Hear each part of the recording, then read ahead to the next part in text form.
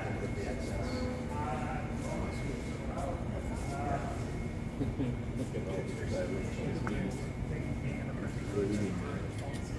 Right, that's what I was just saying. Yeah, look at it coming out thick. And I think it also looks like more than it actually is. Definitely a year-long process for us. And once again, we're not starting from scratch. A lot of times, we already have that physical float structure, or we're adding additional elements to props or repainting them. But when we're making new props, styrofoam is going to be our most common material these days. It is lighter, cheaper, easier to work with, easier to modify. We will still use fiberglass as well, but a 3D printer is going to be an additive process, creating things in layers. We are still cutting or sculpting, so it's more like a large-scale CNC router. If you're into CNC routers, Pixie has 7-axis, can actually move along that rail, create props up to 60 feet long. It is also great for our corporate accounts who need the smoother edges, finer details. Does great things or props that Pixie has made. The Caesars prop there was made for the Caesars casino, I guess here. So it also great for like different lettering and fonts. We had actually made a larger sort of cathedral prop before, but once you have that sort of digital file, you can create different props in the same different sizes. The head prop here as well was done by Pixie. That is actually the fair. I believe the Texas State Fair is like next month, if I'm not mistaken, sometime in October maybe. So we set like 4 or 5 sort of, I call them a pageant style float or a platform style float. Looks like they're going to be in different sort of areas of that state fair. There was a sort of a Ferris wheel, a large tractor type float as well. Universal Studios Florida, we do their carnival style floats. We recently sent some Halloween style floats to them as well. About 20% of our work is outside of New Orleans, or non-Mardi Gras projects, I guess. Yeah, but you never think about somebody else to do this. Oh yeah. It's just. So each of the parades is thrown by a different crew. Each crew will have its own parade, so it's not one large parade with multiple crews. Once again, each of those parades will have their own theme.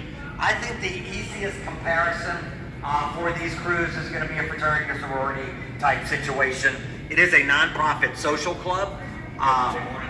Really, their main goal to come in. So it is their job. So once again, a majority of those floats in a parade will be fitting into a theme. Those floats go back to a warehouse, we strip it down, take the prop off. But there are some floats that will look exactly the same year after year after year. We call that a signature float. That's going to be larger in scale, unique in nature, and parade or crew specific. So if you see that large party as well. And for these signature floats, specialized lighting, perhaps moving parts as well. So those prices will sort of skyrocket on these, but they will look the same year after year. And these floats generally.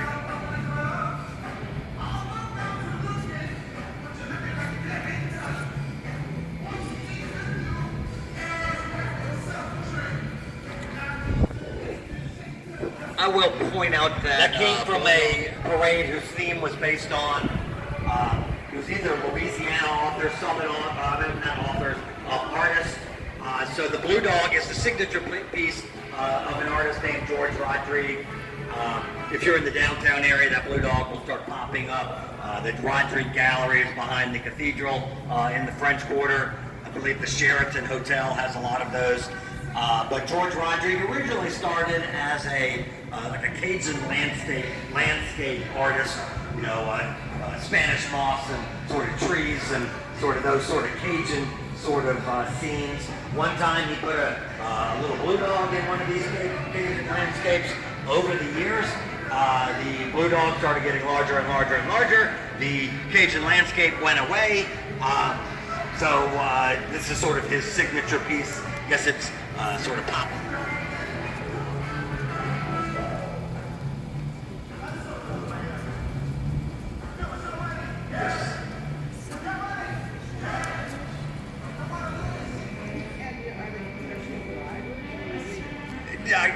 Yes, they're starting out, I guess, 4.5 miles towards the sort of university area on Napoleon and St. Charles.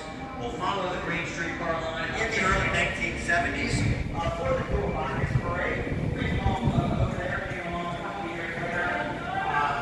So these are the only Cool Pockets. They rolled in that parade every year until about 5 years ago when that group created a brand new King Kong, Queen Kong, and Baby Kong.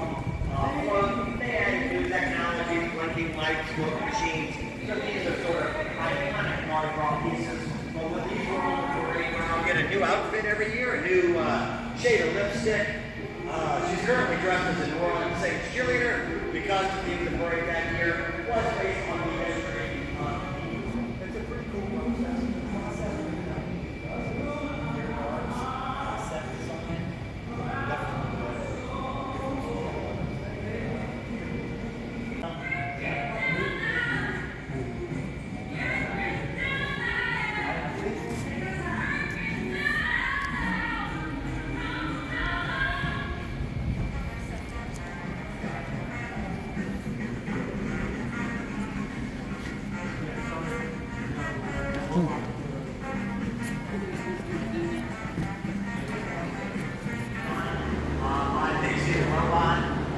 Right now, normally when we have a styrofoam prop, the next step will be to completely cover it in small strips of brown paper using a traditional paper mache technique. Normally you can't paint directly on top of